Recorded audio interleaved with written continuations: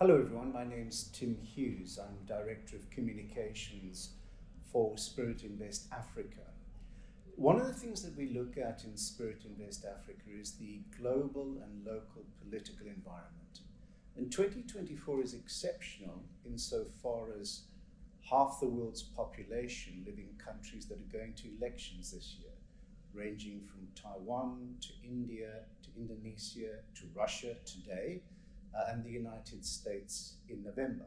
Today I just want to touch on the South African elections, which are scheduled for May the 29th. All parties that are able to participate in the election are now registered, and I think one of the things that's quite interesting about the forthcoming election is the fact that independent candidates can now stand for election.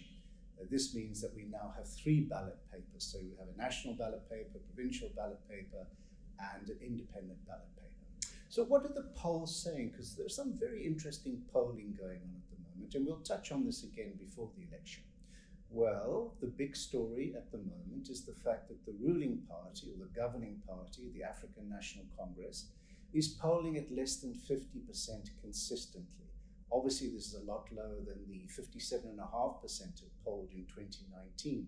And some polls even have it as low as 39%, but I think that's at the extreme. But no poll sees it above 50%. Obviously, this is going to be impacted by the percentage turnout. So a high turnout will actually advantage the ANC, and a low turnout will disadvantage the ANC. The official opposition, Democratic Alliance, is polling somewhere between 15 and 22%, with one poll having them as high as 27%. So what's going to be interesting this time is to see how this multi-party coalition is going to be put together, multi-party charter, as it's formally known. So this is a group of opposition parties that collectively can probably poll in the order of 30%.